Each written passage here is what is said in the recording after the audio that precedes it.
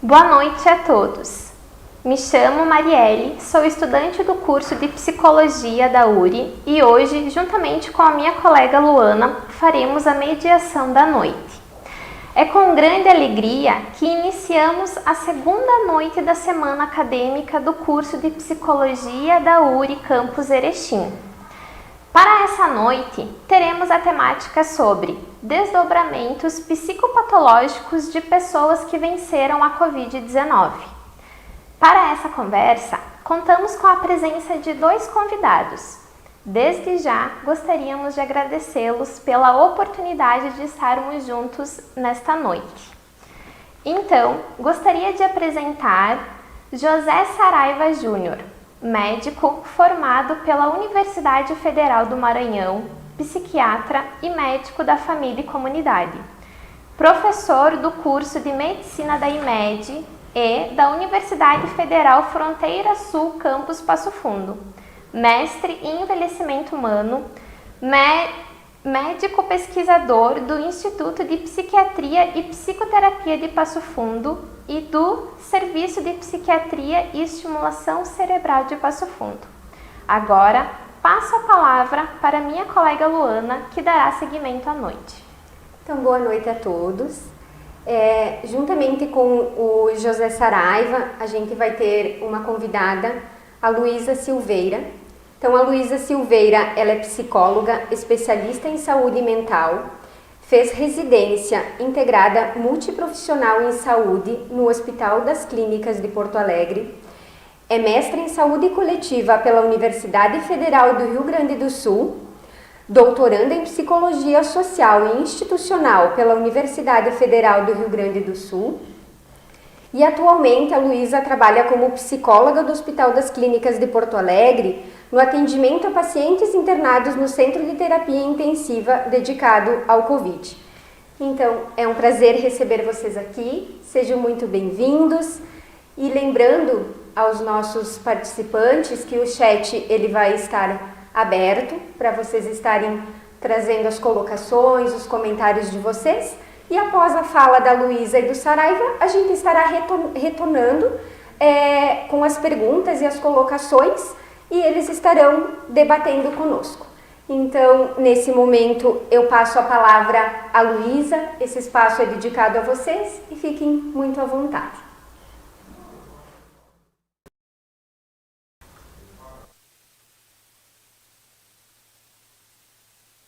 Muito obrigada pela recepção de vocês. Feliz de estar aqui hoje, feliz pelo convite. E espero que a gente possa ter uma conversa muito interessante. Assim, escutam, né? Agrada muito falar sobre esse assunto, né? Acho que segue sendo um assunto muito atual e muito importante falar dos desdobramentos, tentar pensar, tentar imaginar um tipo de futuro para nós. Está fazendo um pouquinho de ruído daqui, Gurias, não sei se só para mim ou ruído também, da parte de comunicação. Já estamos resolvendo, Luísa, só um minutinho. Claro, tranquilo. Bom, eu trouxe uma apresentação de slides, mais no sentido de poder minimizar um pouquinho a fala. Vocês estão enxergando direitinho aí minha apresentação? Sim, está tudo bem. Estamos te ouvindo bem e te vendo bem. Sigo então, posso seguir? Pode seguir. Bom, os colegas já fizeram uma apresentação, né, um pouquinho do meu currículo. Eu intitulei essa fala de os impactos da pandemia Covid-19 e o papel da psicologia, possibilidades de atuação. Sei que a gente vai falar de psicopatologia, né, a doutora Saraiva também vai certamente adentrar bastante nesse assunto. Mas queria poder trazer para vocês um pouco dessa experiência que tem sido a minha vida no último ano e meio, né? No qual eu tenho trabalhado no CTI Covid do Hospital de Clínicas. Eu falo com vocês aqui de Porto Alegre mesmo e queria poder iniciar, assim, eu sei que ela já falou um pouco, mas só para trazer um pouco dessa linha do tempo, assim, né? Falar em relação com esse hospital que hoje eu estou trabalhando de forma temporária. Eu iniciei, então, fiz uma residência no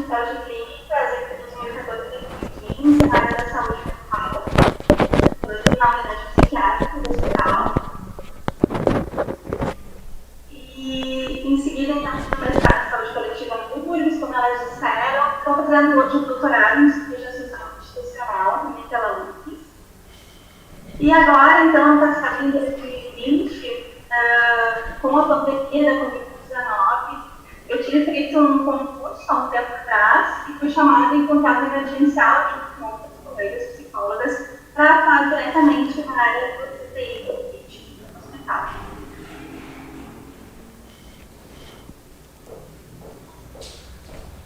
Gurias, se vocês puderem, porque tá dando eco da minha voz. Eu não sei se vocês têm como desligar o som aqui da... Será que eu... Isso, perfeito, muito obrigada. Então, continuando, só para também contextualizar um pouquinho vocês. Sei que a gente vai falar, né, mais do pós, mas eu queria poder fazer esse resgate histórico, que para mim também é importante contar um pouco para vocês de como tem sido lá no CTI do Hospital de Clínicas de Porto Alegre. Eu trago aqui algumas fotinhos, assim, só para também poder trazer um contexto mais visual para vocês de como é que é feito o trabalho dentro do CTI Covid, né? Eu acho que é uma área que, pelo menos eu, na minha formação em psicologia, a gente falou de psicologia hospitalar, eu aprendi sobre psicologia hospitalar, que é uma área que eu sempre me interessei. Mas a gente não fala tanto da atuação da psicologia em áreas específicas dentro do hospital, né? E eu, então, venho, né, desde 2020 desenvolvendo um trabalho junto com colegas mais experientes, colegas também que entraram junto comigo, dentro de um CTI, né, de um centro de terapia intensiva. Queria que vocês pudessem visualizar um pouco, porque para mim foi um mundo completamente novo que eu entrei. E ainda mais no contexto da Covid, né, tem toda a questão do isolamento, né, então o próprio ambiente físico, quando a gente trabalha, fica diferente, né, vocês podem ver aqui na foto que a situação para tentar, pela apresentação que a gente já conhece muito, pela mídia, né, mas também para poder trazer para vocês um pouquinho de como é que é o dia a dia do nosso trabalho. Trouxe aqui também umas fotos que são fotos da equipe de psicologia, que são minhas colegas, aqui do lado esquerdo tem uma das psicólogas fazendo uma chamada de vídeo. Se eles abrirem para nós, se os colegas não meter de volta e já colocarem de que deixa rolar. Pode ser. Até pouquíssimo tempo atrás não existia visitas regulares dentro do CTI. De bem pouquinho tempo para cá, acredito que um mês para cá, assim, a gente tem conseguido fazer uma rotina de visitas. Então esse problema do afastamento da família e do paciente segue, porque claro, não é uma visita rotineira todos os dias, como seria no CTI geral. Mas isso é imprescindível no início, assim, porque grande parte do sofrimento das pessoas que estão lá internadas tem a ver com isso, né? Com esse afastamento da família, com essa sensação às vezes de abandono, de isolamento. E aí tem essas três meninas que estão aqui, são minhas colegas ali, que estão trabalhando junto comigo. E também, né, toda essa questão da paramentação, né, de poder estabelecer um contato, né, um contato humanizado com os pacientes, apesar de todas essas camadas de distanciamento, né, que infelizmente o vírus acaba impondo da gente, né. Então eu queria mostrar um pouquinho para vocês, assim, que eu acho que é interessante. Dentro desse contexto, então, né, o que a psicologia faz? Assim, eu queria poder trazer assim, bem brevemente que tipo de trabalho que a gente desenvolve no CTI Covid do hospital. Então, primeiro, assim, tem o atendimento aos familiares, né, que trazem muitas ansiedades, muitos receios, fantasias, né, em relação a essa doença, que é uma doença nova, é uma doença que pegou todo mundo de surpresa e que foi sendo estudada. Hoje a gente tem um conhecimento muito maior sobre ela, mas de início ela era um grande mistério, né? Isso gera também muitas fantasias para as pessoas, né? Às vezes até de querer saber se o paciente está lá mesmo, se o paciente segue vivo, porque o contato fica tão restrito, né? E às vezes o paciente, quando já não está consciente, né, não consegue se comunicar mais com a sua família, gera muitas fantasias de que, bom, será que ele está lá ainda? Será que ele está bem? Será que ele está mesmo naquele ambiente, né?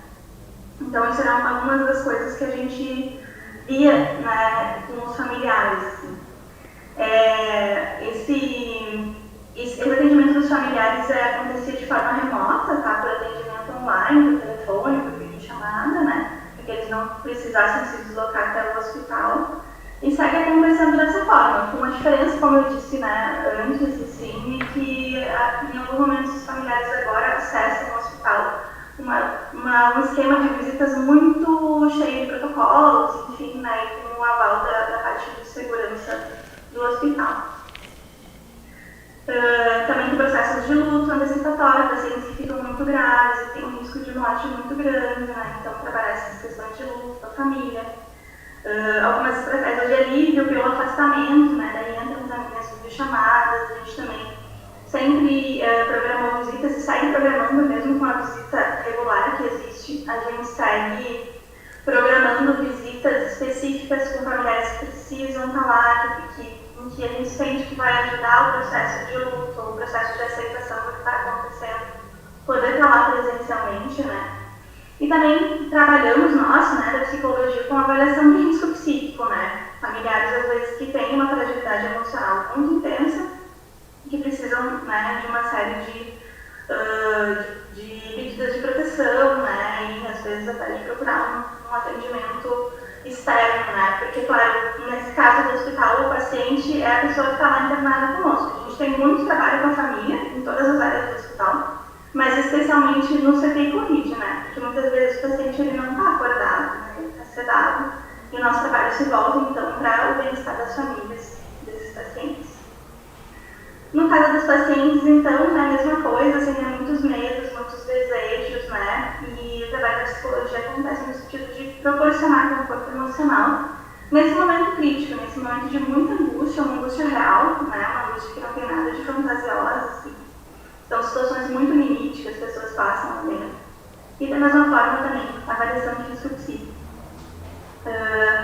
Importante também dizer que a psicologia desenvolve um trabalho de apoio às equipes, né, equipes médicas, equipes de enfermagem, todos os profissionais da saúde, que passaram por situações muito difíceis. Eu vou falar um pouco sobre isso, assim, quando a gente fala de psicopatologia pós-Covid, pós-pandemia, a gente também tem que pensar muito nas equipes de saúde, que ainda, né, seguem trabalhando numa situação de muito estresse emocional, né, e agora as coisas, né, no hospital de clínicas em muitos estados está um pouco mais controlada do ponto de vista da contaminação e do número de mortes, mas as pessoas seguem trabalhando lá e vivendo essa realidade de forma muito intensa, né, então as equipes estão muito esgotadas a essa altura do campeonato, né, então esse trabalho das equipes também acontece no hospital de clínicas, através de mediações ou através de, enfim, grupos, né, que a gente possa auxiliar as equipes a tomar decisões importantes.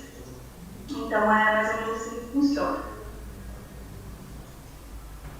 Eu trouxe um pouquinho assim, umas referências teóricas, tá, que a gente usa para trabalhar no contexto da Covid no hospital. Tem ainda alguns materiais que a gente foi recolhendo, que são materiais bem difundidos, assim, acho que em todo o Brasil, nesse momento, né, ano passado, assim, se falou muito, né, de que ferramentas teóricas e técnicas a gente tem para poder atuar como psicólogos nesse contexto de Covid, de pandemia, e no contexto hospitalar especificamente. Então a gente tem materiais da Fiocruz que são muito bons, muito didáticos, assim, quem se interessa, fico super à disposição também, né, para que a gente possa conversar e trocar, assim. E também tem alguns materiais que são materiais desenvolvidos internacionalmente, pela Organização Mundial da Saúde, por exemplo, a Organização Pan-Americana da Saúde. Como esse primeiro material aqui, né, essa capa mais de cima, que fala de primeiros cuidados psicológicos. Eu acho que é importante a gente dizer que esse material segue e vai seguir sendo muito relevante, porque, infelizmente, né, a gente tem uma projeção de que no futuro a gente ainda pode enfrentar outras situações parecidas com essa que a gente está vivendo, né? Situações de crise, situações de calamidade, possivelmente outras epidemias, ou então catástrofes naturais decorrentes das mudanças climáticas, né? Eu sei que é difícil a gente falar sobre isso, mas eu acho que isso é muito relevante para a área da saúde como um todo, mas também para a psicologia, né? Porque a gente tem que pensar esse mundo, assim, né? Essas mudanças, tudo isso que está acontecendo, e outras coisas que podem acontecer com o tempo, né? E eu acredito que é bem interessante essa área de estudo. Na minha época de formação, não foi algo que foi falado, assim, era uma outra época também. Mas eu acho que tem uma área crescente, né? Existe inclusive a área da psicologia das emergências, está muito embasada nesse tipo de material, como primeiros cuidados psicológicos, né? São materiais que às vezes foram desenvolvidos em cenários de países que têm guerras ou que tiveram catástrofes naturais muito importantes, né? Como o trabalho do Médicos Sem Fronteiras, enfim. E a partir disso se cria, né, modos de trabalho que possam auxiliar as pessoas a passar por isso e prevenir, especialmente, eu acho, prevenir psicopatologias futuras, né, que possam acontecer decorrente, né, desses momentos de crise que as pessoas vivem.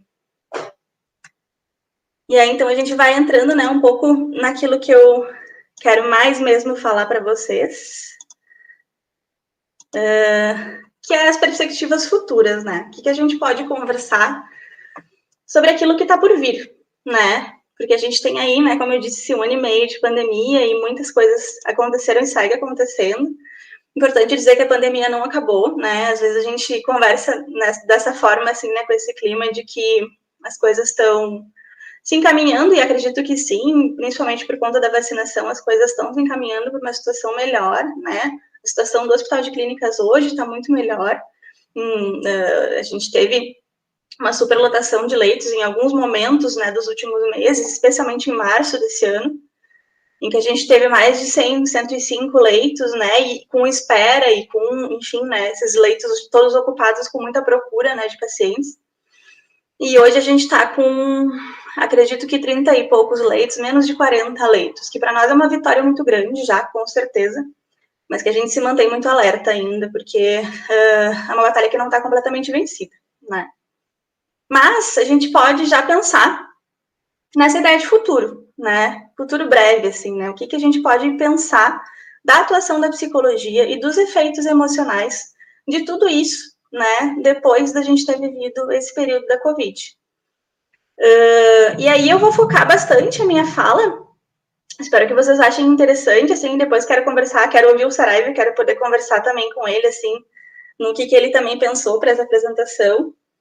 Porque eu vou focar muito em quem viveu a Covid de uma forma grave, de uma forma aguda, né? Porque são os pacientes, são as pessoas que eu atendo e que eu convivo. Então, eu vou falar disso, assim, desses pacientes que foram hospitalizados, que passaram por CTI e dos seus familiares, né? E a partir disso, eu acho que a gente também pode pensar no resto da população que presenciou isso, às vezes vivenciou e vivenciou de perto, alguém da família, alguém próximo. E mesmo que não tenha vivido, eu acredito que essas pessoas que passaram adoeceram de forma aguda, assim, elas são como se fossem o extremo do que todo mundo vive de certa forma, né? Todo mundo passou por esse evento traumático. É uma coisa que a gente compartilha enquanto coletividade, assim, né? Enquanto sociedade mundial, inclusive. Mas as pessoas que ficaram muito doentes e que passaram muito perto de morrer, elas tiveram essa experiência de uma forma no extremo, assim, né? Como se fosse um extremo dessa corrente, assim. E eu acho que a gente tem muito a aprender com essas experiências, inclusive. São 3 eixos, assim, que eu queria trazer para vocês. O primeiro deles fala da reabilitação prolongada, né? Questões que acontecem depois de um adoecimento severo, que fala da reabilitação física e também da reabilitação emocional, que estão certamente interligadas. Os processos de elaboração de luto, que perduram e que às vezes duram mais, né? Hoje a gente fala muito de luto e existem, inclusive, teorias diferentes, assim, também daquelas mais tradicionais que falam de luto como um processo mais amplo, mais contínuo, assim, e que eu acho que o luto é um assunto super interessante e importante, assim, da gente poder pensar na nossa área. E também falar do sofrimento psíquico e do contexto social. Eu, como eu disse, sou doutoranda em Psicologia Social Institucional, e eu não consigo deixar, e acho que é super importante que a gente possa pensar na psicologia de uma forma nunca descolada do contexto social que a gente está vivendo, né? Então, vou falar um pouquinho disso, assim, mais para o final, mais como reflexões, assim, que eu queria poder deixar para vocês. Por enquanto, tudo certinho, qualquer coisa vocês vão me dizendo, tá, gente? Não estou vendo lá a movimentação de YouTube, enfim. Então, podem me interromper a qualquer momento, se precisarem, tá?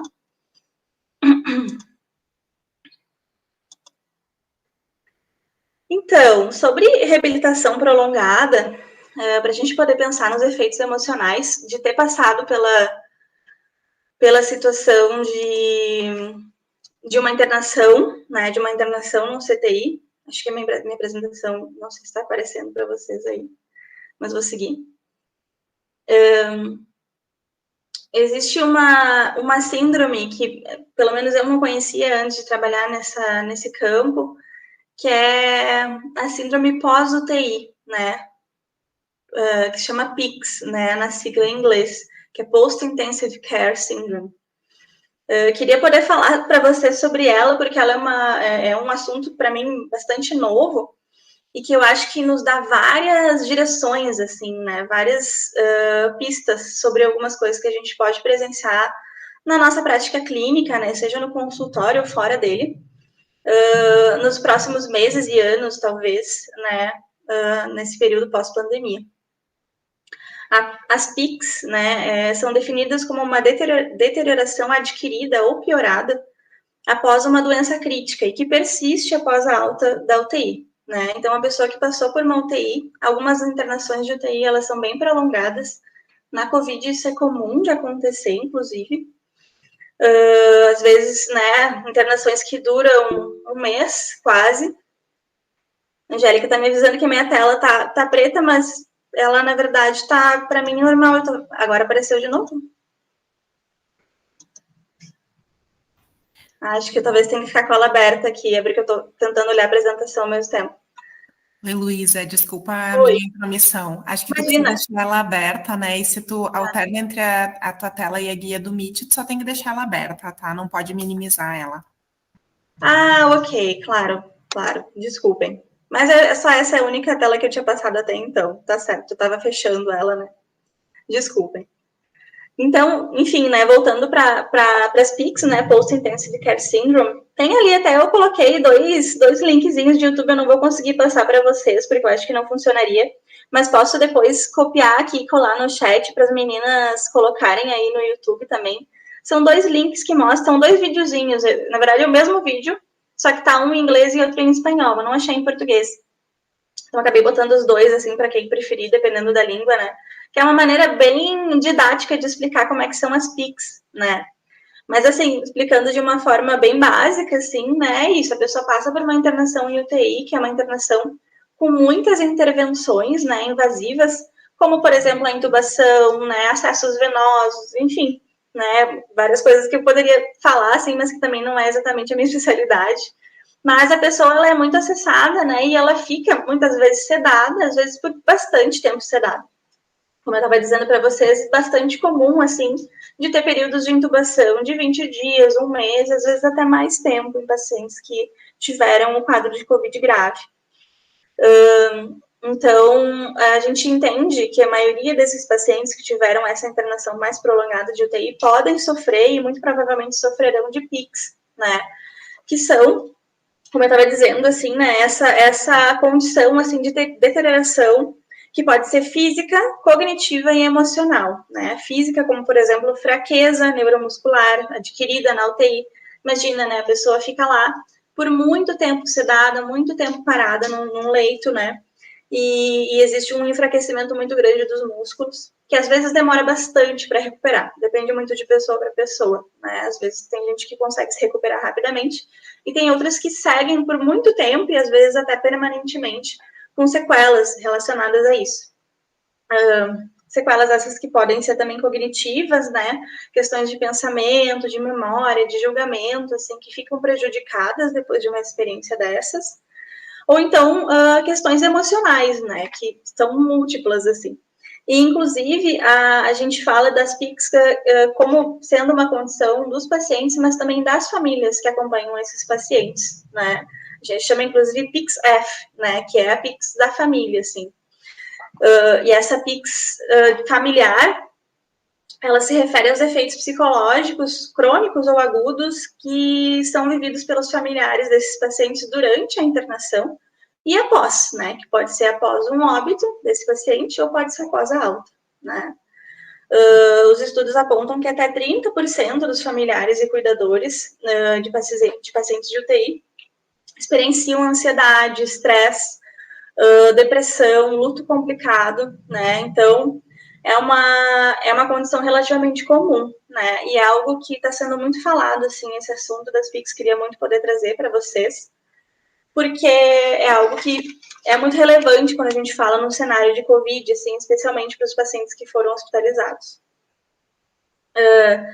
Especificamente na Covid, né, a gente vê algumas sequelas neurológicas, respiratórias, motoras, né? Eu consigo pensar em algumas pessoas que eu acompanhei, assim, pessoas às vezes muito jovens que perdem alguma funcionalidade, daí eu já passo ali para o segundo item, assim, ou que ficam com uma funcionalidade prejudicada. E são coisas que a gente nunca imagina, né, que fazem parte da nossa vida cotidiana, como, por exemplo, alimentação, né? Eu me lembro muito de um paciente de 31 anos, se não me engano, que é a minha idade, e ele ficou com uma disfagia persistente, assim, né? Ele ficou entubado por bastante tempo, ele ficou muito grave, e depois que ele conseguiu extubar, né, que é tirar o tubo do respirador, ele não conseguia recuperar aquela capacidade que a gente tem de engolir o alimento. Então, ele ficou muito tempo no hospital depois da UTI, foi para uma unidade de enfermaria, tentando recuperar isso, né, fazendo um trabalho muito grande com a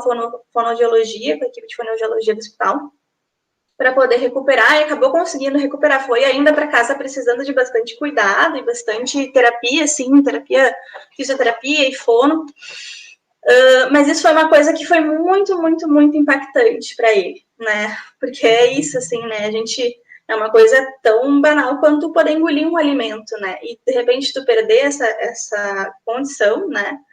É algo que mexe muito, né? Com uma pessoa que passa por isso. Também tem a questão da fraqueza muscular, outros pacientes bem jovens também, que tiveram uma fraqueza muscular de recuperação super lenta, né? Então também consigo lembrar de pessoas que passaram por isso, internações prolongadíssimas, porque precisaram ficar ali reabilitando, né? A gente tem hoje uma ideia de que o Hospital de Clínicas vai ser um dos hospitais do estado, assim, que vão ser referência para essas pessoas que ainda vão seguir em reabilitação pós-Covid. E é uma experiência muito intensa, assim, e muito fragilizante para quem vive, assim, né? Isso em pessoas bastante jovens, né? E aí as pessoas, às vezes, vão ter que compreender que talvez elas nunca voltem ao que elas eram antes, ou mesmo que elas tenham uma boa recuperação com o tempo, assim, né? O fato da gente ter enfrentado um período de tamanha vulnerabilidade deixa marcas permanentes, assim, no psiquismo de um sujeito, né? É uma fragilidade, assim, eu acho que é um encontro muito grande com a fragilidade humana e uma quebra da onipotência também, né? Porque a gente nunca imagina, né? A gente aprende, a gente cresce, né? A gente tem um desenvolvimento normal e a gente não está acostumado a pensar que a gente pode perder algumas das coisas que a gente, né, toma como muito banais, assim, né? Muito óbvias, né? Da nossa vida, assim. E aí a gente tendo essa experiência, né? De passar por isso também é algo que fica marcado para essas pessoas. Isso falando de pessoas mais jovens, mas também mais velhas. Mas eu acho que pessoas um pouco mais idosas também têm outras questões, né?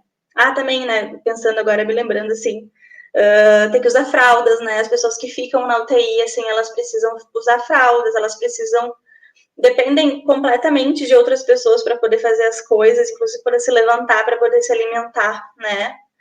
Então, ficar dependente de alguém, que é alguém da equipe de saúde, ou às vezes a pessoa que está acompanhando, né, uma esposa, um filho, um pai, é algo que a gente não imagina que vai passar por isso, assim. Mas com pacientes mais velhos, o que a gente vê também é um envelhecimento precoce, assim, antecipado, em pessoas que passam por uma internação em UTI, né? Alguns estudos até relacionam a COVID com uma tendência maior a síndromes neurológicas ou demência. Eu não tenho bem certeza se essa correlação já está comprovada, mas tem algumas discussões em relação a isso. E se sabe que depois de ficar um período em ventilação mecânica, né, que é a intubação, alguns pacientes mais velhos podem, né, ter uma deterioração cognitiva muito grande depois, assim, né. Também pode acontecer com os mais jovens, mas os mais velhos principalmente, assim, né. É uma mudança de vida muito grande, um impacto muito grande na vida das pessoas e das famílias. Para além disso, né, eu coloco ali dos transtornos de ansiedade, transtorno de estresse pós-traumático, porque realmente, né, a gente está tão perto de uma situação de morte, né, é uma experiência traumática, das maiores que podem acontecer, né, e isso potencializa a tendência das pessoas desenvolverem ansiedade exacerbada, né, e o próprio transtorno de estresse pós-traumático. O TEPT, né, ele é uma condição bastante comum, uma condição grave, né, que é de um transtorno psíquico que pode ocorrer depois de uma experiência, de uma exposição a um evento traumático. Se caracteriza por pensamentos intrusivos, revivência do trauma através de flashbacks e reações dissociativas que geram ansiedade, sensação de medo, às vezes irritabilidade, dificuldade de sono, né? Muitas vezes relacionados a situações, a lugares ou pessoas, né? Qualquer coisa que tenha a ver com aquilo que foi vivenciado como um trauma. E isso a gente pode pensar em várias situações, né? Mas pensando no adoecimento pela Covid, assim, né? A gente vê alguns sinais bem precoces, assim, que podem se tornar um gatilho, né, para o transtorno de estresse pós-traumático depois, assim, por exemplo, alguns familiares, né, relatavam muito, assim, né, um medo de atender ligações, porque como eles ficam em casa, o paciente está internado em isolamento, tudo é por telefone, né, o nosso atendimento é por telefone, as notícias médicas acontecem por telefone também. Então, eu já ouvi muitos familiares dizendo, nossa, eu tenho medo de atender o telefone, meu telefone toca e meu coração se acelera, né? Então, isso é uma das coisas, assim, que às vezes pode ficar associado, né? Uma coisa de receber ligações noturnas, um certo horário, né? Receber ligação de um número desconhecido no telefone, tudo isso pode desencadear uma crise de ansiedade, né? Nas pessoas que estão sofrendo disso. Também, assim, lembro de pacientes que tenham falado, assim, né, de um medo, muito medo de dormir, né, porque passar muito perto também de uma situação de quase morte, né, e ficar desacordado por muito tempo, e aí depois viver, assim, sintomas muito fortes de insônia, porque tem medo de dormir, medo de pegar no sono e não acordar mais, né, então são coisas que os pacientes relatam, assim.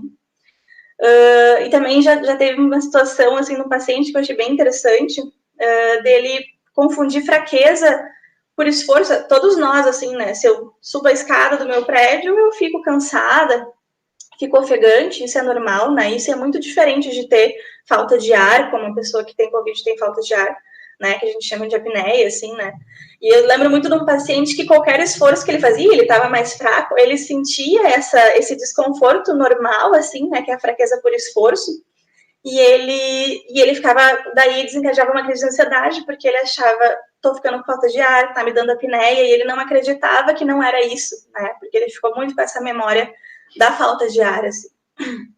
E eu acredito que isso deva ser algo que muitas outras pessoas também devem sentir, assim, depois de passar por isso, né.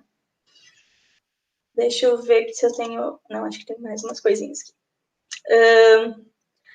Sim, eu ia falar do TEPT, né, assim, que eu acho bem importante da gente falar, que existem estudos, né, que mostram a prevalência já de TEPT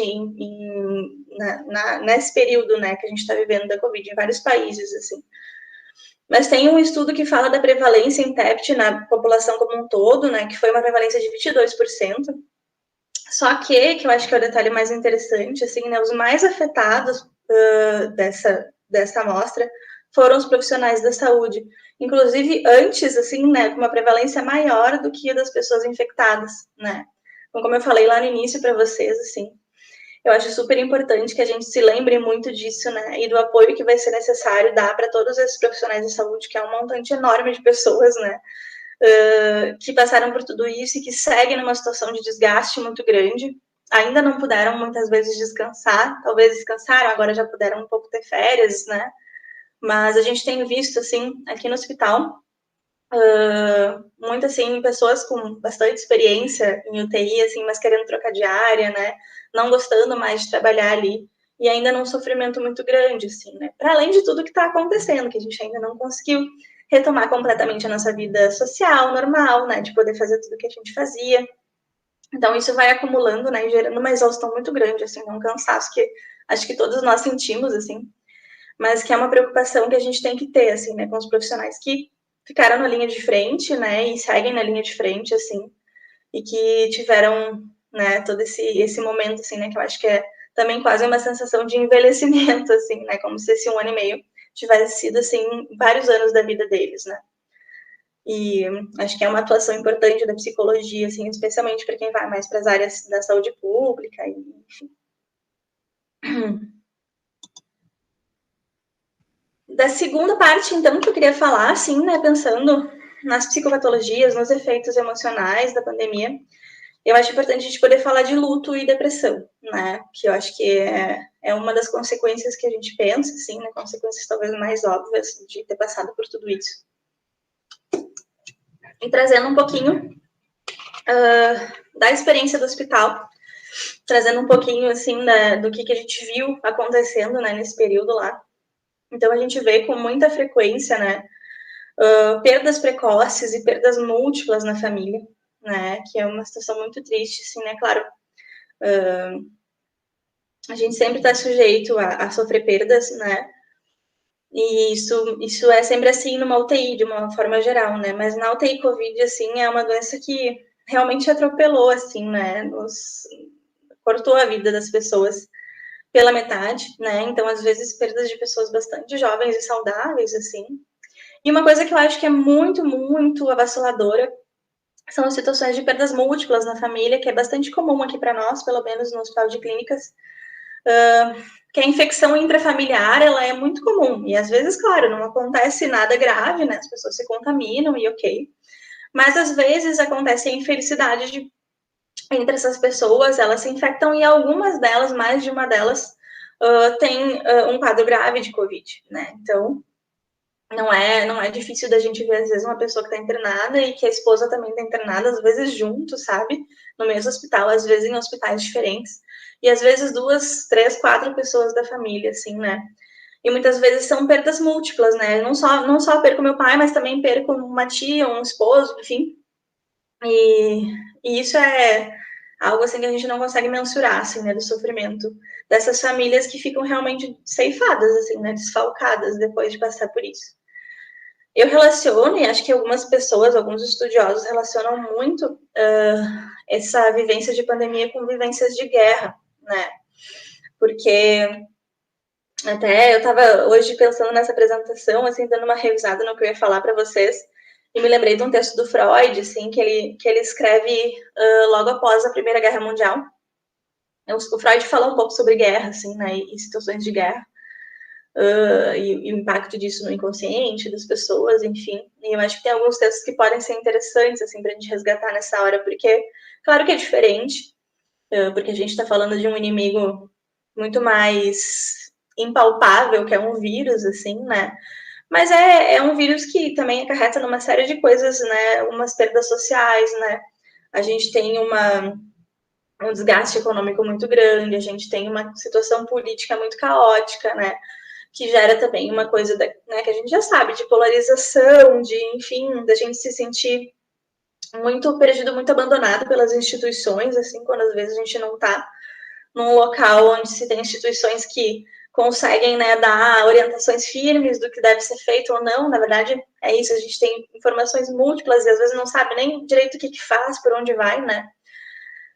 E isso se assemelha, de certa forma, a um cenário de guerra, né? E aí também porque existem muitas mortes, foram muitas mortes, estão sendo ainda muitas mortes, né, por conta desse vírus. E aí eu acho que é interessante a gente poder olhar para isso, assim, né, e no quanto isso certamente está marcando a vida de todos nós, mas principalmente daqueles que tiveram perdas importantes, né, e tiveram uma diminuição ali, né, na sua rede de apoio, na sua rede de vida, assim, né. Isso eu acho que é algo que vai aparecer com certeza nos próximos tempos aí que a gente tem pela frente de prática clínica. Junto com isso, né, que está bastante ligado à questão da orfandade, né, penso muito nas crianças e nos adolescentes que estão passando esse período, né, não só porque a pandemia faz com que exista um corte muito grande naquilo que era esperado, o desenvolvimento deles, né, escola, daí não tem escola, enfim, né, toda a socialização que se perde e que a gente certamente também vai ver por aí, né, nos próximos capítulos dessa história, tudo que eles vão poder nos contar de ter vivido isso numa idade mais tenra, assim, né? Mas também fico bastante preocupada, assim, com as crianças e com os adolescentes que tiveram perdas importantes, perdas de pais, né? Pais ainda jovens. Gosto muito de atender adolescentes e tive a oportunidade, de certa forma, de poder fazer atendimentos de adolescentes, assim, aqui no hospital. E eu acho que tem muita coisa ali, né? Muita coisa rica, assim, para a gente poder pensar enquanto psicólogas e psicólogos, de como atuar, né? De como acolher, de como simbolizar, ressignificar tudo isso que está acontecendo na vida dessas pessoas que ainda têm muita vida pela frente, né? Que estão aí adentrando um mundo que já não é mais o mesmo mundo de antes, né?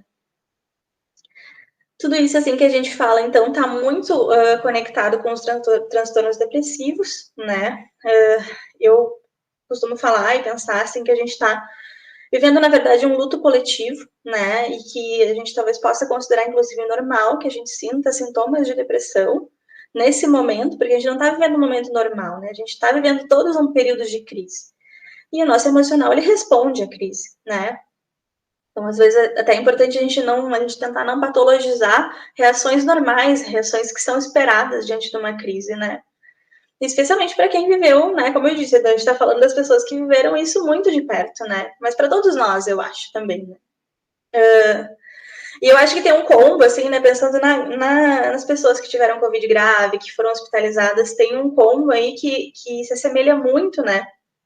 Que as pessoas falam, assim, né? De marcas, sequelas de dor. Muitas pessoas seguem com dores meio crônicas, assim. Fadiga, que é essa sensação de cansaço, porque as pessoas muitas vezes não ficam com o mesmo fôlego que elas tinham antes.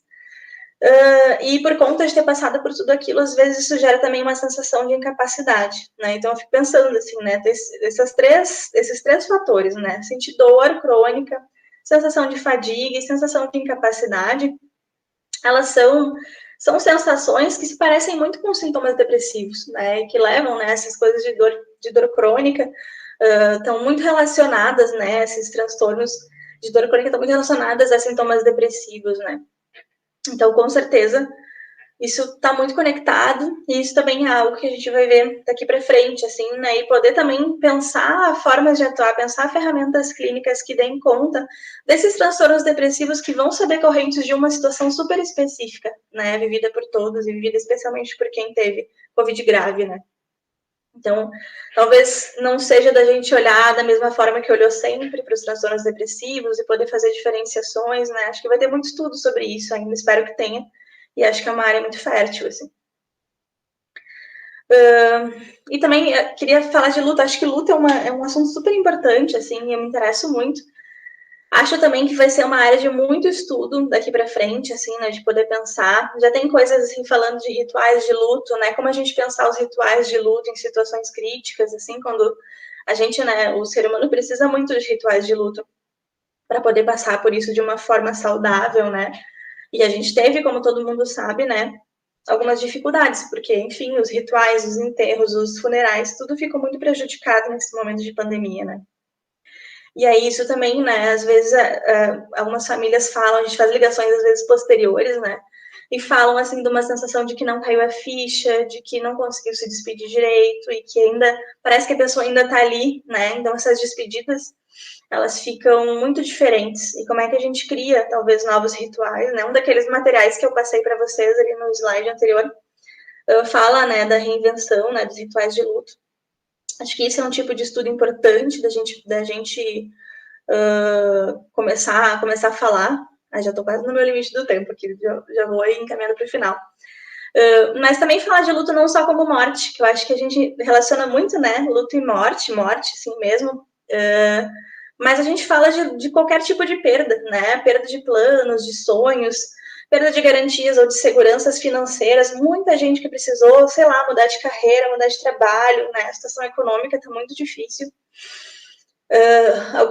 Rompimentos familiares, enfim, né? Tanta coisa acontecendo, tantas mudanças, e eu acho que o luto atravessa todas as pessoas que tiveram, né, um certo curso de vida, que estavam pensando que seria de uma maneira e foi completamente de outro jeito. E que a gente possa atentar também para esses lutos, assim, esses lutos um pouco menos óbvios, talvez. Uma das coisas que a gente perdeu com tudo isso, né, o luto de ter perdido esse tempo, né, de talvez estar ali, enfim, encontrando os amigos, fazendo tudo que a gente sempre fez, né, e ter passado, tá aí, quase 2 anos, vivendo uma vida de um jeito muito diferente, né. Já me encaminhando para o final, assim, que eu sei também que tem que passar a palavra para o Dr. Saraiva, queria trazer um pouquinho essa questão do contexto social. Algumas reflexões que eu acho que são importantes para a psicologia. Eu acho que tem um discurso muito forte que veio junto com a pandemia, talvez já estivesse crescendo antes, mas com a pandemia bombou, assim, digamos, que é a questão da valorização da saúde mental. Por que eu boto isso interrogado, tá? Porque eu acho que a gente tem que prestar muita atenção no que está sendo falado e entender o nosso papel, e entender o alcance do nosso papel e também os limites que a gente tem enquanto psicoterapeutas. Psicoterapia é maravilhoso, mas existem muitas outras coisas, né? E a gente está vivendo numa situação de muita precariedade, de um modo geral. Então, às vezes eu acho um pouco preocupante também a gente falar assim, né, do faça terapia, e que, agora que bom, né, todo mundo está entendendo a importância da saúde mental, a importância de fazer terapia, e que bom que isso está sendo falado, né, até pouco tempo atrás era uma coisa muito estigmatizada, uma coisa que, só a pessoa que é doente, só a pessoa que é louca. Acho que a gente já passou por isso, já venceu esse momento, tomara, espero. Mas a gente também tem que cuidar para não banalizar muito esse discurso, como se fazer terapia fosse colocar um band-aid ali e a coisa se resolver de forma rápida, porque a gente hoje vive uma sociedade que cobra isso, né? Cobra soluções rápidas, cobra, enfim, né, uma reabilitação, né, talvez, de pessoas que estão sofrendo e que têm um motivo muito claro para sofrer e que talvez a sociedade espere que elas se adaptem novamente, se reabilitem novamente para funcionar perfeitamente na sociedade com muita velocidade. E a gente tem que entender que esse momento que a gente viveu não foi pouca coisa, né? Especialmente para quem passou por situações muito terríveis, né? Então, que as pessoas têm o seu tempo, né? E que não é do dia para a noite que a psicoterapia funciona, que é um processo dolorido, é um processo difícil, né? Então, é só isso, assim, que eu acho que eu queria levantar, e daí a gente pode conversar depois, assim, né? Cuidar para não fazer uma romantização disso, né? Entender que tem muito mais, que tem trabalho multiprofissional, que tem muitas estratégias, né, inclusive de qualidade de vida que a gente tem que investir para a população, né, que vão muito além de simplesmente fazer terapia, mas que realmente, né, fomentar que a gente retome talvez um pouco de uma sociedade mais saudável, né, e aprenda com algumas coisas que a gente viveu, assim, e lutar por isso, assim, né. Com isso tudo eu quero dizer, assim, da gente poder cuidar muito com essa questão da individualização do sofrimento, né, que esse sofrimento que a gente está vendo, ele não é individual, ele é uma coisa vivida completamente no coletivo. A gente compartilha essa dor e eu acho que a gente tem que bater nessa tecla o tempo todo, né, não adianta vir o sujeito ali no meu consultório e eu olhar para ele e ficar olhando só para ele, eu preciso olhar para ele e tudo que está ao redor, assim, né. E também cuidar da nossa saúde mental, né, enquanto psicólogas, assim, porque eu acho que nós também fazemos parte dessa população, que eu acho que um pouco da romantização também tem isso, né, um descolamento, como se estivesse lá o psicólogo e a pessoa sofrendo, e a gente não tivesse também vivendo tudo junto, né.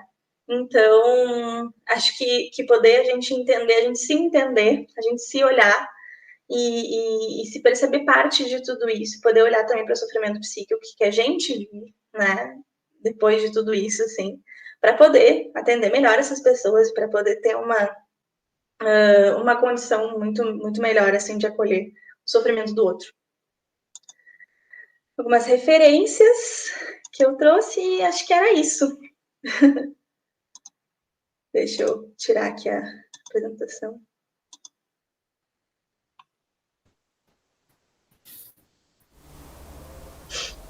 Acho que é isso, gurias. Estou agora 8h20, 45 minutos. Acho que foi mais ou menos. Pode passar para nós, Gustavo.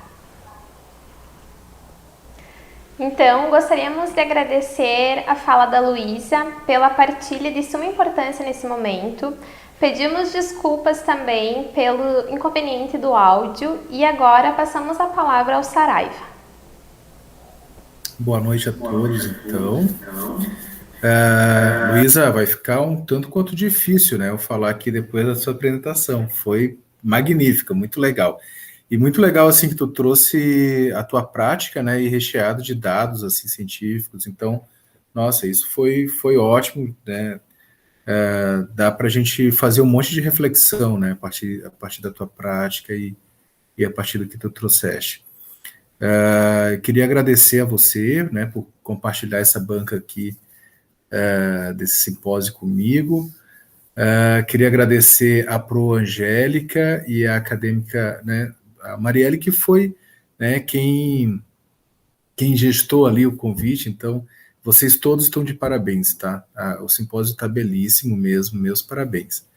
Então, até parece que foi combinado, Luísa, mas eu acho que as nossas falas elas vão se complementar, né? Então,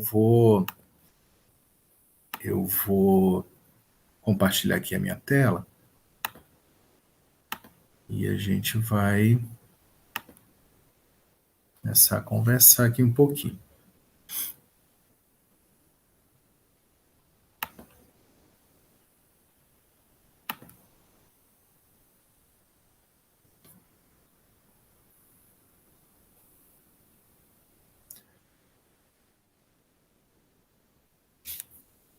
Tá ok, então? Todo mundo...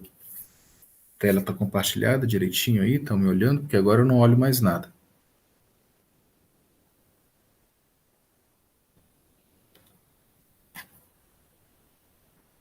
Tá indo? Só me dei um feedbackzinho aqui. Tudo certo? Então, beleza. Então, meu nome é José Saraiva, Maria já me apresentou, eu sou médico de família, sou médico psiquiatra, né? E a gente vai compartilhar um pouquinho hoje, então, desses desdobramentos psicopatológicos, então, né, de pessoas que venceram a Covid. Então, antes da gente iniciar, a gente estava comentando, né, o quanto a demanda nos consultórios e ambulatórios da área psi estão sendo demandados, né, nesse momento. E eu acho que é o momento da gente, de todos nos ajudarmos, né, enquanto sociedade, para a gente poder seguir junto, né? Eu acho que um dos grandes desafios aí é a gente seguir, né? E seguir com saúde mental, né? Então, nós vamos falar um pouquinho sobre essas questões. Aqui, como solicita a resolução do Conselho Federal de Medicina, eu preciso colocar para vocês os meus conflitos de interesse, mas que para essa palestra, de forma alguma, vou influenciar. Aqui uma breve trilhazinha para a gente, então eu vou fazer uma breve introdução, depois eu vou colocar um pouquinho da parte de neuroendócrina psiquiatria, que é uma parte assim que tem me apaixonado, né? E depois eu vou fazer o link dessas reações inflamatórias com a questão da pandemia e a neuropsiquiatria, algumas evidências, possibilidades de cuidado e os desafios que vão. Então, assim, pessoal, há muito tempo a gente já sabe que as infecções virais, elas são prejudiciais ao sistema nervoso central, né? Vários e vários vírus, pessoal, eles têm uma predileção em atacar também as células nervosas, né? Desde o sistema nervoso central, como todo o sistema nervoso periférico, né? Então, assim, e essas infecções, elas acabam dando vários desdobramentos, né? Então, a gente vai ter alterações cognitivas, comportamentais, de cunho perceptivo, de cunho afetivo, né? Então, tudo isso vai poder estar sendo afetado né, ao longo desse desdobramento. Então, assim, quando a gente vai para a psiconeuroendocrinologia do desenvolvimento, o que a gente vê assim, em crianças, né? O que a gente pode acompanhar e por que esse ramo da ciência está ficando tão excitante e está instigando tanta gente a pesquisar essa junção de coisas, né? Porque, como já diria um colega neurologista daqui de Passo Fundo, que a gente divide e compartilha a coordenação de algumas ligas acadêmicas, né? O professor Daniel Varela. Então, parece que esse misto, né, neuroendócrino psiquiátrico é um tanto quanto inflamatório, né? E os processos inflamatórios, eles acabam agredindo o corpo como um todo. Então, por exemplo, se eu tiver uma disfunção dos hormônios da tireoide, eu tive uma inflamação na tireoide e logo no pós-natal eu vou ter os hormônios da tireoide funcionando de uma forma errada. E isso já está comprovado que vai levar a um comprometimento significativo do desenvolvimento do cérebro, né? Alterações do eixo hipotálamo-hipófise suprarrenal, por exemplo, estão super associadas a transtornos de humor, transtorno de estresse pós-traumático, demência do tipo Alzheimer. Então, por exemplo, aquela pessoa que é o estressado crônico, né, que está o tempo inteiro estressado, esse eixo, né, hipotálamo hipófise suprarrenal, ele vai hiperestimular, por exemplo, o cortisol, que vai hiperestimular os receptores de cortisol a nível central, e daqui a pouco eu tenho tanto receptor de cortisol a nível central que eu não consigo mais dar um feedback negativo para baixar esse cortisol depois e a pessoa poder baixar, né, a bola. Ela fica excitada como se ela ficasse o tempo inteiro em posição de ataque, o tempo inteiro estressada, né? E o que isso aí vai gerar, pessoal? Pode gerar um episódio maníaco, por exemplo, que é uma coisa que na prática clínica, né, de consultório, de ambulatório, a gente tem visto muito do segundo semestre do ano passado para cá, pessoas muito agitadas, né, procurando atendimento, tá? E a gente vai poder ter também o desencadeante de todas as cascatas de coagulação e as cascatas de inflamação dentro dos vasos sanguíneos a partir de estresse crônico. Por isso que muitas vezes, né, vocês certamente já escutaram falar assim, o cara era estressado, ele era até magrinho, não tinha nível de colesterol alto nem nada, mas o cara estressadão aos 50 anos infartou, né? Por que será? Nem fumava, nem bebia e nada. Porque o estresse mental, ele também promove, né, o desenvolvimento dessas cascatas inflamatórias, né? E aí vai poder causar lesão endovascular, vai poder causar lesão inflamatória lá em tecido cerebral, neurônio mesmo, do sistema nervoso central, levando a Alzheimer e tal. Aquele cortisol crônico que não dá mais o feedback, então o cortisol é o famoso hormônio do estresse, né? Então ele precisa dar um pico para a gente enfrentar a situação estressante, depois ele precisa baixar para se reprogramar de novo, uma próxima situação estressante, ele aumentar de novo e a gente enfrentar. Se ele não baixa, a gente vai perdendo a capacidade de lidar com coisas do dia a dia. Essa é uma das teorias que pode fazer com que o estresse crônico leve a pessoa com mais facilidade a desenvolver TEPT, né? Então, a Luísa já colocou ali, né, falou bastante sobre TEPT, e é um transtorno, pessoal, dos mais prevalentes dentro da saúde mental, e que é subdiagnosticado, né? Então, isso é uma atenção que a gente tem que dar, tá?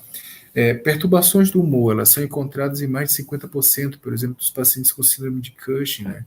Que é uma síndrome que leva a disfunções de várias glândulas, né? E vai alterar cortisol e vai, consequentemente, alterar as questões de humor também.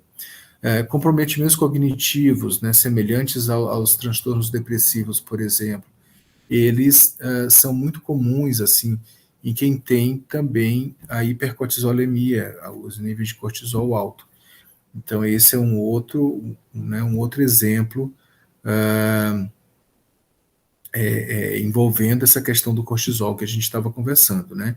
Então, em geral, a redução dos níveis de cortisol, ela acaba normalizando o humor e o estado mental. Então, aquela coisa, a gente tem que ter o cortisol na hora que a gente vai encarar, mas depois ele tem que ter o seu feedback negativo, a sua inibição para ele voltar ao normal, né? E o corpo todo poder se recompor, tá? Outros exemplos, né? E aí, falando agora dos comprometimentos cognitivos, né? Eu acho que aqui ficou... Não, aqui repetiu.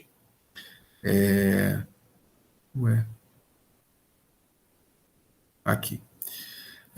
Vários distúrbios neurológicos e psiquiátricos são caracterizados por estados imunoinflamatórios, né?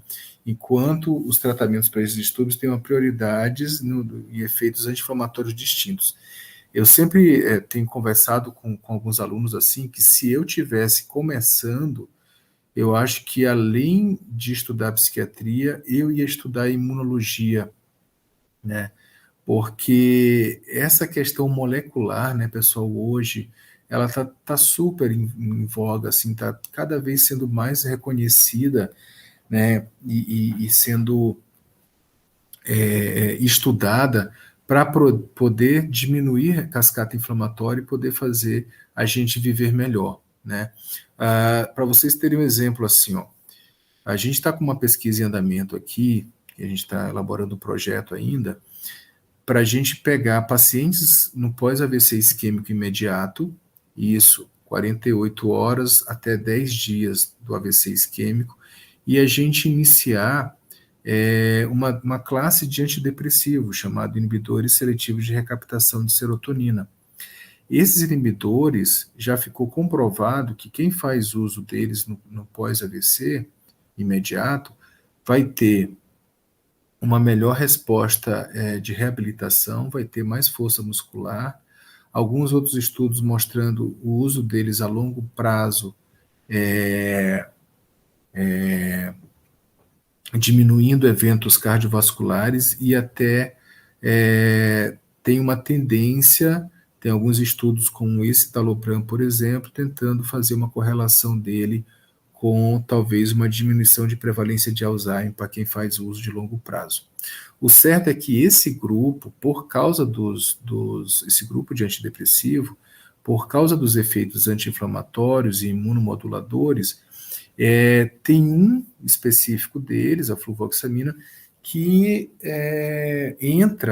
está até sendo feito estudo para que ele entre o mais precocemente no pós-Covid, exatamente para ver se diminui cascata inflamatória e promover uma reabilitação melhor, né? Então, como a questão da inflamação é um fator importantíssimo na COVID, e aí tem essa relação inflamação com os distúrbios psiquiátricos, né? A gente precisa pensar, então, estratégias de diminuir a inflamação. A fase inflamatória é uma fase super importante, a gente vai ver aqui mais na frente na questão dos cuidados, o quanto é importante a gente cuidar da pessoa nessa fase inflamatória, né? Exatamente para a gente poder ter um bloqueio, então, das respostas inflamatórias e poder, a partir daí, ter um desfecho favorável, né? E aí eu vou trazer para vocês alguns trabalhos, algumas evidências, esse aqui do pessoal da Federal do Ceará, mostrando assim que várias doenças e repercussões psiquiátricas e neuropsiquiátricas já foram constatadas em associação com a Covid-19, como, por exemplo, depressão, ansiedade, transtorno de estresse pós-traumático entrando de novo, as psicoses em geral, sintomas neurológicos inespecíficos, o delírio, pessoal, é uma condição em que a pessoa vai, muitas vezes, ter confusão mental, vai ter desorientação, vai ter alucinação, muitas vezes, mas a causa dela é orgânica, no caso, a Covid-19 pode levar a um quadro de delírio. E o delírio, e aí falando agora um pouco da prática, principalmente em pessoas mais idosas, ele mexe tanto, ele desestrutura tanto o equilíbrio de neurotransmissores que a pessoa leva um bom tempo para se reabilitar, né, e fazer com que e voltar ao estado anterior, né, e muitas vezes até não volta mais àquele estado anterior que estava. Por isso que hoje seguem vários protocolos de pessoas com mais risco, por exemplo, a delírio, e a gente poder intervir precocemente nisso, né, fazendo com que a pessoa não tenha um quadro tão florido e nem tão progressivo. Então, esse é uma outra questão importante, né. As próprias complicações cerebrovasculares, que têm levado tanta gente a sequelas graves e uma alta morbimortalidade, as encefalopatias, doenças neuromusculares. Então, como a Luísa colocou, né, pessoal, assim, muitos pacientes que a gente vê chegando no consultório de cadeira de rodas, extremamente debilitado, né, o corpo perde muita massa muscular por semana quando está acamado, né, pessoal? Então, imagina, tem resposta inflamatória, mais o fato de estar acamado por muito tempo, 20 a 50 gramas de músculo por semana perdendo. Então, e depois a pessoa já vem de muleta, já vem com um andador, daqui a pouco já vem andando um pouco melhor, né? Então, é super importante a gente estar por dentro dessas principais manifestações aqui que esse grupo, numa revisão sistemática muito boa, conseguiu trazer para a gente, além da questão da anosmia e geoisia, que são aquelas questões do olfato, da gustação, né, que é tão comum nessa infecção da Covid-19. Algumas pessoas retomando logo um mês, 20 dias e tal, e outros levando aí 4, 5, até 6 meses para retomar.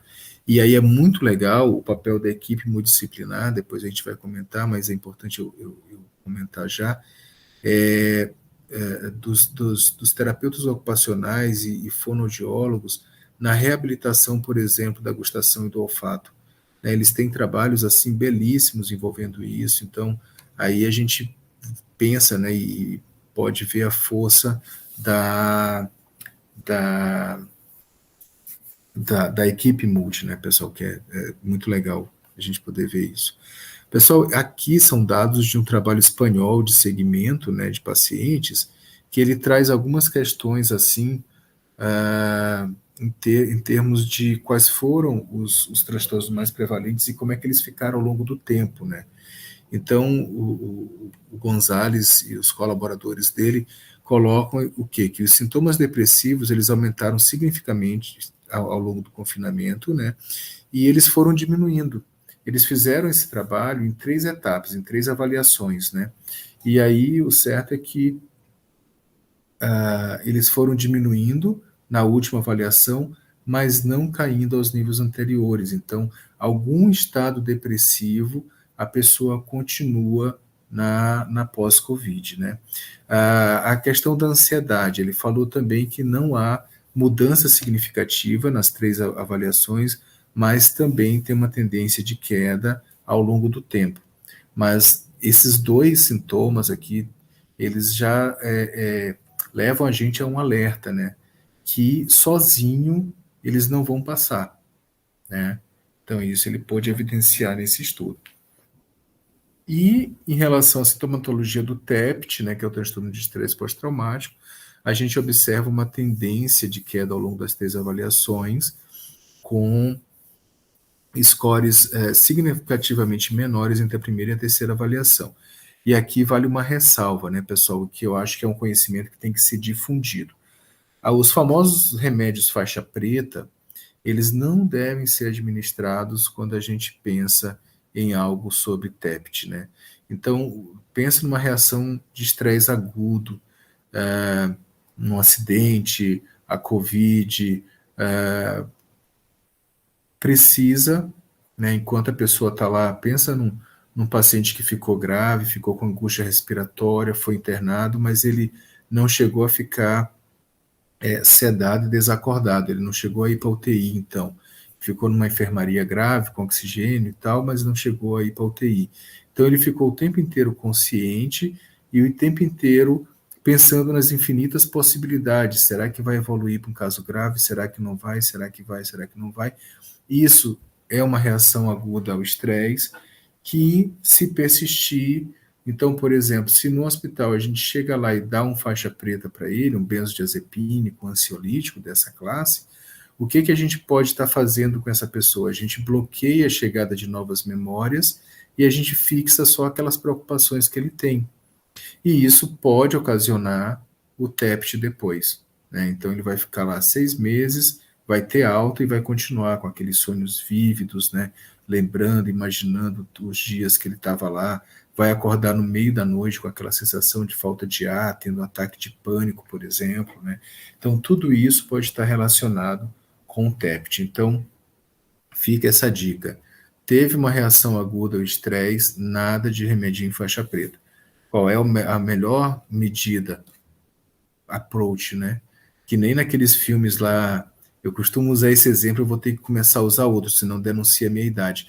Mas sabe aquele filme daquela série Duro de Matar, que tem 1, 2, 3, 4, 5, 6, né? Eu acho que deve ir até os 10 nos dias atuais, com o Bruce Willis, né? O que acontece todo final de filme, que teve todo aquele estresse, o cara tá todo arrebentado. Chega uma ambulância, chega o outro policial que ele ficava geralmente fazendo contato, bota um casaco nele, senta ele na traseira, ali na carroceria da ambulância, e dar um cafezinho bem quente, um chocolate quente para ele. E isso é a melhor medida, né, para a gente poder fazer naquele momento de estresse agudo, né? Claro que isso a gente falando de um momento em que a pessoa ainda consegue conter alguns impulsos, né? A gente não está falando naqueles casos em que as pessoas estão completamente fora de si, que às vezes a gente precisa usar outras medicações. Mas o certo é que remédio faixa preta nem pensar, certo? E aí, nesse estudo espanhol, que vai corroborar com outros estudos também, ele coloca, então, que as idades mais baixas e o sexo feminino, eles são mais propensos a desenvolver depressão e transtorno de estresse pós-traumático, respectivamente. Então, já fica mais dois alertas, né? Então, pessoas com idade mais baixa e pessoas do sexo feminino, a gente tem que ter um cuidado e um acompanhamento maior, certo?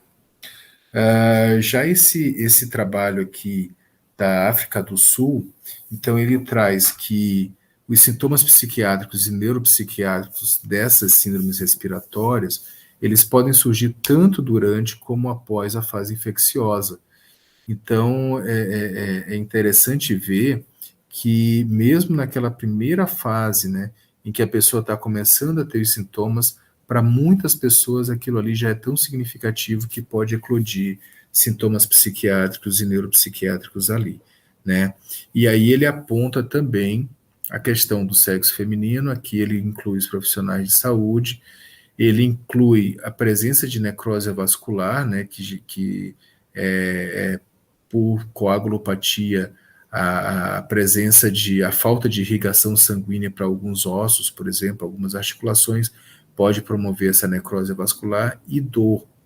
Então, esses são fatores de risco, então, muito relacionados ao surgimento de doenças mentais durante a Covid-19.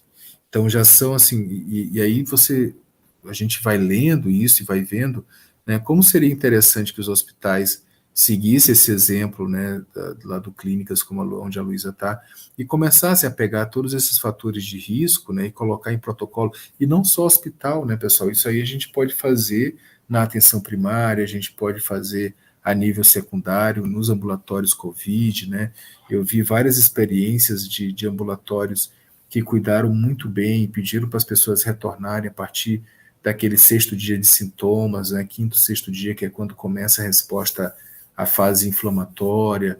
Então, principalmente né, essas pessoas que têm fator de risco para desenvolver doenças, não só doença mental, como as questões de coagulopatia também, né? Então, é muito legal a gente poder buscar na ciência isso aí.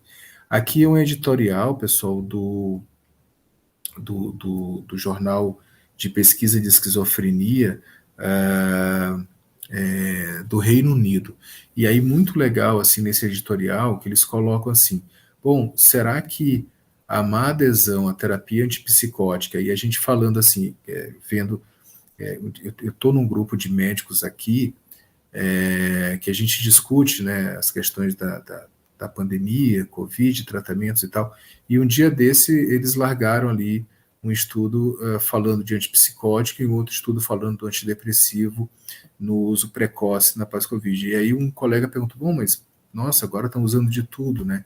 Eu falei, não é bem usando de tudo, é que várias classes de psicofármacos, elas têm efeito anti-inflamatório, então por isso que estão sendo testadas e estão sendo pesquisadas para ver se a gente consegue ter um arsenal terapêutico aí mais amplo para poder prevenir a fase inflamatória da doença, né? Então aqui eles começaram a perguntar, bom, a gente sabe que os esquizofrênicos não tratados, eles vão ser uma população de risco enorme para contrair a Covid-19. Então, a má adesão a essa terapia antipsicótica é um fator de risco. Outro fator importante é que se a gente usa aqueles antipsicóticos injetáveis, né, de depósito, que a gente faz uma vez por mês ou a cada 15 dias, isso já vai ser um fator de proteção, porque aí o paciente ele já vai estar conseguindo se cuidar melhor, o autocuidado dele já vai estar mais preservado e tal. E eles começaram a ver que essa questão do antipsicótico, ela acabava também tendo um efeito anti-inflamatório e acabava tendo um efeito duplamente protetor contra a Covid-19 para manifestações de doenças mentais maiores, né, severas. Então, começou a se desenhar mais um grupamento de psicofármacos, além dos inibidores seletivos, para ser usada precocemente na Covid-19. Né? Então, ele coloca ali, né, como uma conclusão dele, que seria, né, daria aos médicos mais uma razão para garantir que os pacientes com transtornos mentais severos recebam o tratamento que necessitem durante a pandemia. Aqui a gente vai ter 2 estudos, aquele estudo espanhol que eu já citei para vocês, e um estudo do holandês, né, que mostra também assim, quando a gente pensa em possibilidade de cuidado, então eles acharam, são revisões sistemáticas, né, e aí eles acharam assim que bem-estar espiritual e a percepção de solidão, em que intervir diferentes serviços de cuidados, bem como os jovens e as mulheres como grupos vulneráveis, a gente vai estar prevenindo muitos transtornos mentais, né? Outros essas questões de gestão de risco, né, pessoal? Aquilo que a gente estava comentando antes. Então, poxa, vamos ver pessoal que tem fator de risco, tanto para coagulopatias, por exemplo, pessoas com gengivite, com aftas de repetição, os calvos, né, que vão ter muito estrogênio e por isso vão ter mais receptores para o vírus, né? Então tem um monte, a coisa da gengiva, da gengivite de repetição predispõe, né, liga um sinal de alerta para doenças autoimunes e tal. Então vamos pegar esse pessoal, vamos pegar os mais jovens, sexo feminino, pessoas que têm dor crônica, pessoas com sinais de necrose vascular, e vamos começar a cuidar, vamos começar a acompanhar mais, né? Isso é a clínica da gestão de risco, né? E uma coisa interessante, né? Eu estava lendo um estudo, até não coloquei ele aqui, mas mostrando que as pessoas que foram cuidadas no hospital, por mais que tivessem tido casos mais graves, elas tiveram menos transtornos mentais do que quem foi para casa com tratamento e ficou lá em casa sozinho na angústia, sabe? Então aí, outro dado importante, né, que mostra essa capacidade de uma equipe multi poder estar cuidando, né, e melhorando o pós-Covid, né? Então isso é muito legal também da gente poder ver que está sendo relatado nesses exames, né? E aí, nesses serviços, né? E aí, pensando assim em exames, né, pessoal?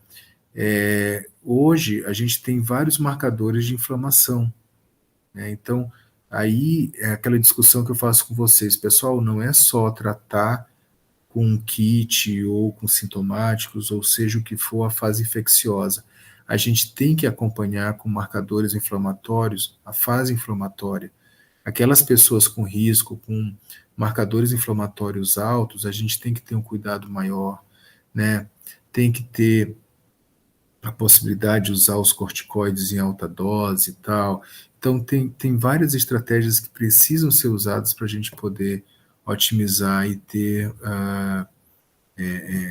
um arsenal mais amplo, né, futuramente para lidar com isso. E aí o cuidado por equipe multidisciplinar continuado também como uma evidência super importante, né? Pessoal, e para finalizar, os desafios para a gente, né?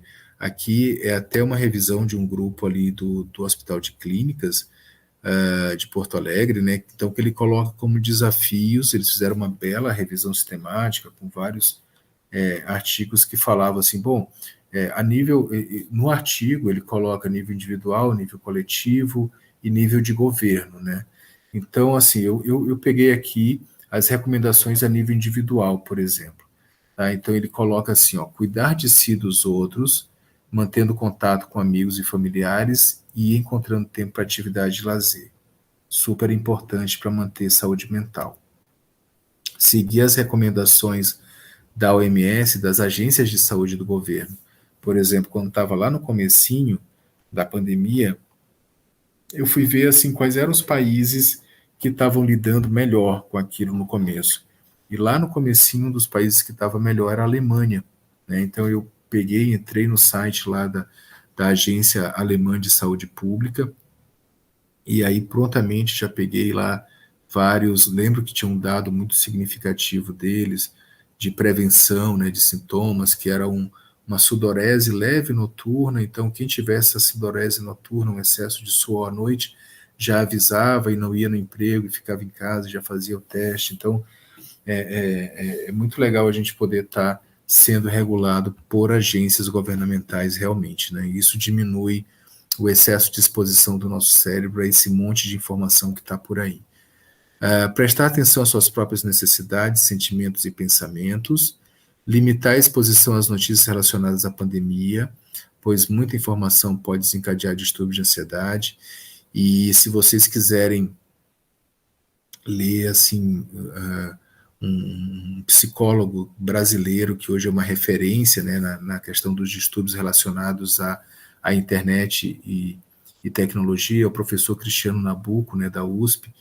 Então, está entre os principais pesquisadores do mundo dessa área, e ele coloca muito, assim, ele tem muitos textos falando do quanto o excesso de informação causa doença mental, né? Então, é bem legal poder ler os escritos dele. Então, limitar a exposição, procurar um profissional de referência que possa orientar a gente e tentar ler artigos e informações de agências regulamentares. Isso, sem dúvida nenhuma, promove saúde mental. Comunicar a alguém quando sentir sintomas de tristeza ou ansiedade. Então, essa tinha que ser uma regra para todo mundo mesmo, né, pessoal? Falar, né? Falar faz muito bem, né? Então, aquela coisa assim, qual foi o primeiro nome que a psicanálise recebeu? Cura através da palavra, né? Então, o falar é muito significativo. Auxiliar tanto quanto possível as pessoas com grupo de risco, né? Também é uma medida super importante. Então, assim, resumindo, ser protagonista, né, pessoal? Eu acho que isso aí fica como uma mensagem final, né, dessa minha fala. E aquela coisa assim, não é o vírus que está me isolando, eu estou me isolando para eu poder passar bem por ele e ajudar as pessoas e tá sempre disponível, saudável, né? Tá? Então, o meu muito obrigado, aqui fica os meus contatos, o nosso serviço de psiquiatria e estimulação cerebral aí, que hoje é a minha principal bandeira, né? E aí a gente está aí à disposição de vocês, tá, queridos?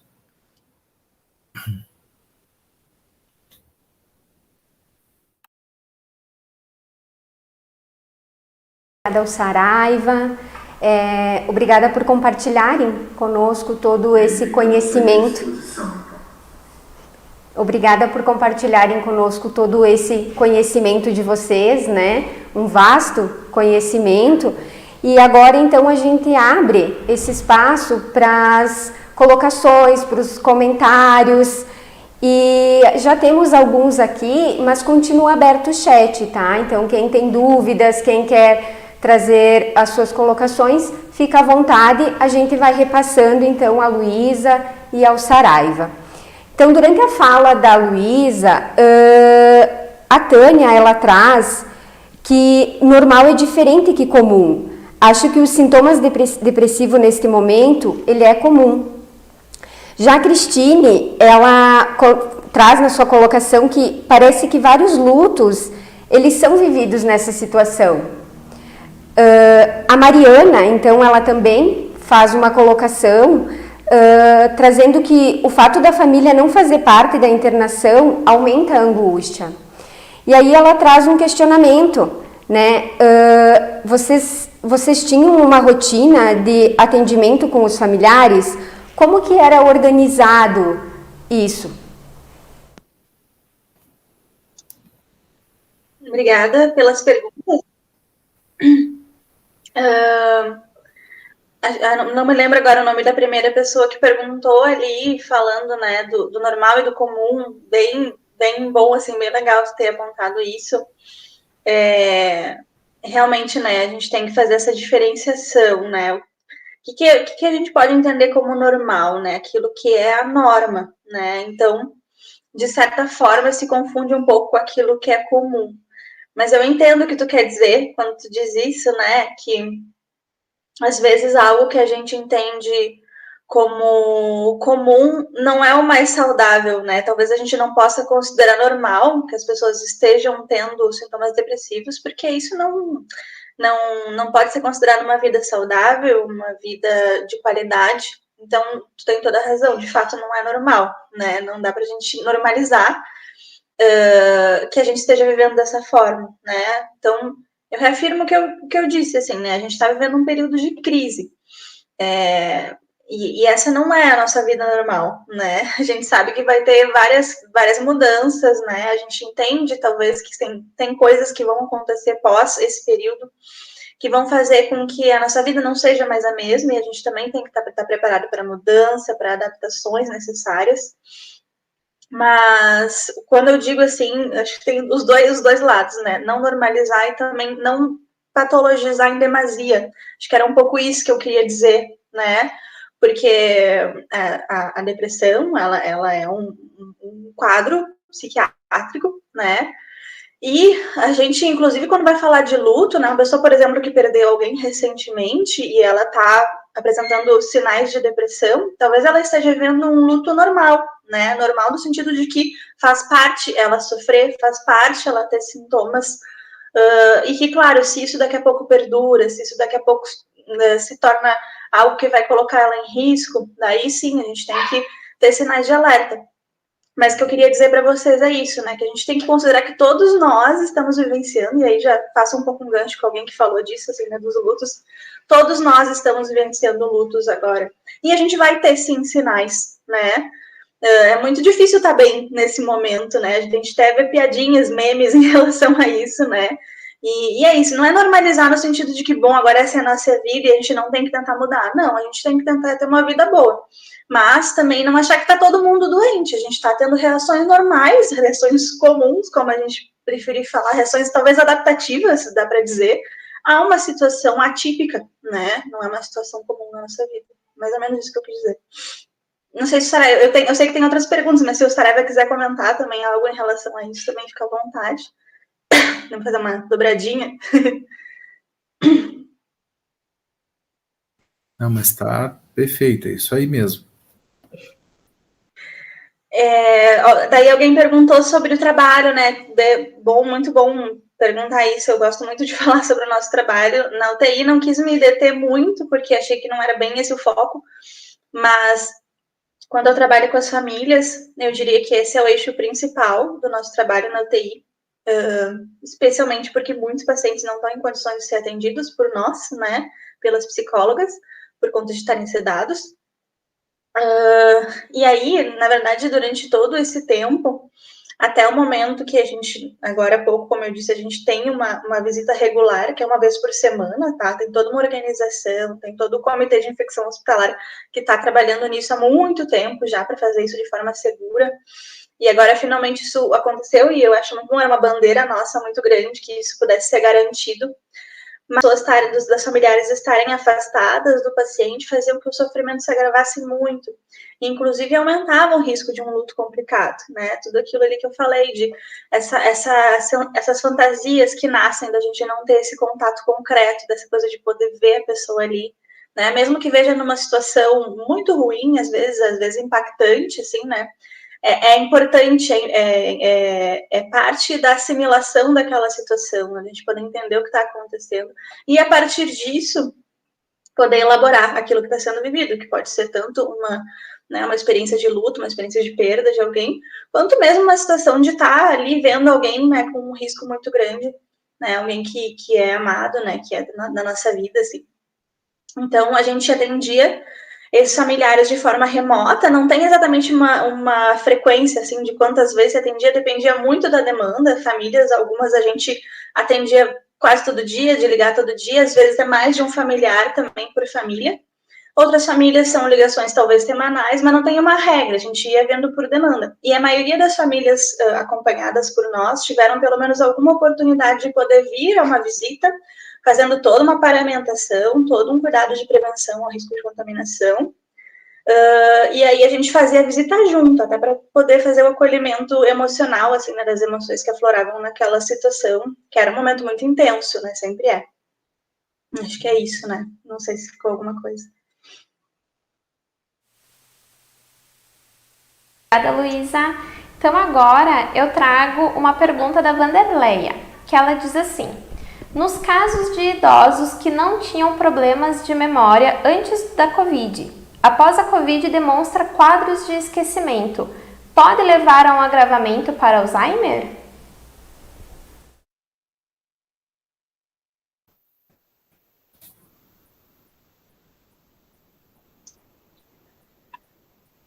Não sei se não sei se quer responder. Pode, né? Pode. Tem uma correlação aí bem importante, mas que vai depender muito, até não te digo propriamente o Alzheimer, né? Mas muitas vezes a famosa demência mista, né? Que é aquela demência que tem comprometimento vascular com um componente já degenerativo de outra causa, né? Então, na pós-Covid, a gente tem visto, assim, déficit cognitivo que é totalmente reversível, né? É importante a gente falar isso também. Então, a questão, assim, de estimulação cerebral, de estímulo cognitivo, né? Hoje, o pessoal da psicologia, vocês, assim, têm um arsenal terapêutico enorme, né? Para poder lidar. Eu mesmo tenho um paciente agora, assim, que ele está em reabilitação cognitiva após o procedimento, e, nossa, 6 meses trabalhando com a psicóloga, ele tá outra pessoa, sabe? Voltando a ler, voltando. Então, o mais importante que eu acho dessa questão, detectou que tem um déficit cognitivo, detectou que a pessoa não é a mesma pessoa que entrou, leva para uma avaliação psicológica, porque hoje tem um monte de escalas, né? Tem um monte, bom, eu acho que vocês podem falar muito melhor do que eu sobre isso, mas, assim, eu fico cada vez mais, assim, fã e cada vez mais animado e empolgado com o avanço da psicologia, que às vezes as pessoas elas podem imaginar ainda a psicologia como sendo, não, vai lá e bate um papo e tal. Não, hoje tem toda uma técnica e tem um monte de escalas, né, que podem ser utilizadas para estimular cognitivamente esses pacientes, tá? Então, ao mesmo tempo que pode levar a uma demência, pode, seja vascular, seja do tipo Alzheimer, seja mista, ok, mas tem aquelas que são, aqueles déficits cognitivos que são amplamente reversíveis se estimulados precocemente, tá?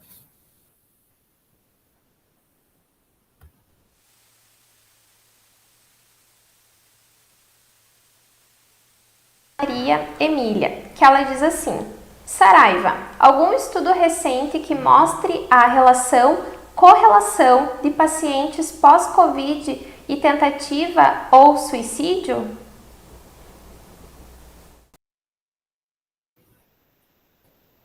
Olha, tem um estudo que ele mostra que o aumento do suicídio em si, na pandemia, ele não aumentou significativamente como a gente imaginava, né?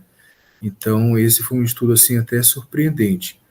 Porém, o que se sabe em relação a tentativas, né? Que as tentativas, elas têm aumentado e existe uma grande dúvida se isso pode estar relacionado com o aumento de uso de álcool, né, pessoal? Porque o uso de álcool, principalmente o uso de álcool em forma de binge, né, que é aquele uso de grandes quantidades, um intervalo de tempo muito curtinho, e em mulheres, né, aumentou significativamente. Então, como a gente sabe que o álcool é um depressor do sistema nervoso central e é uma das substâncias que mais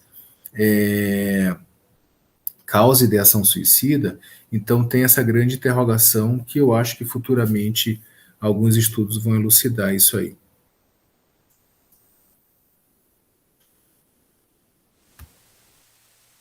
Saraiva, lembrando que no chat já está o link para responder ao formulário da presença, né, para estar validando então a certificação.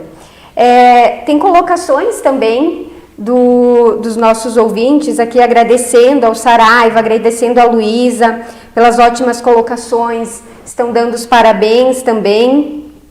E no momento, então, a gente não tem mais nenhuma pergunta, nem mais nenhuma colocação.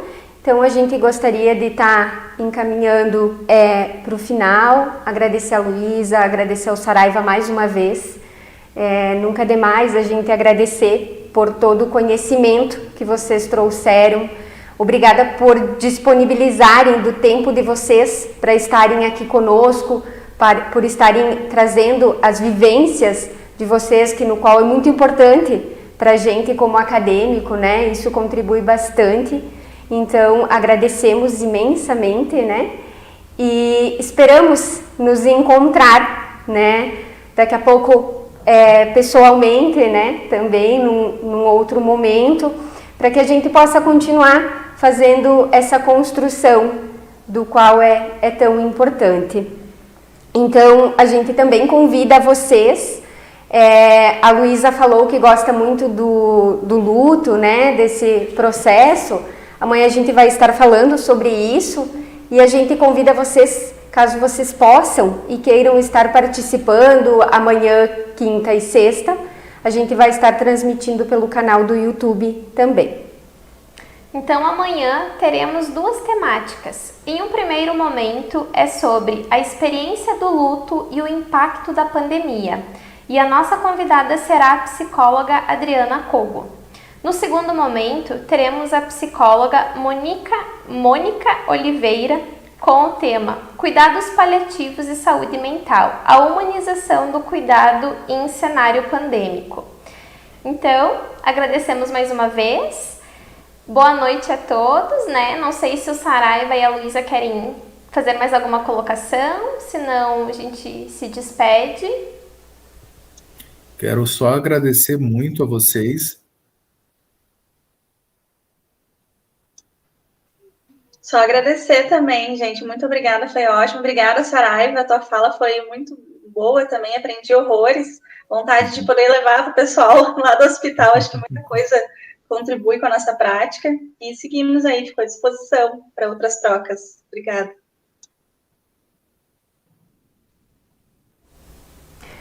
Obrigada, então. A gente agradece a participação de todos e nos encontramos amanhã. Esperamos vocês.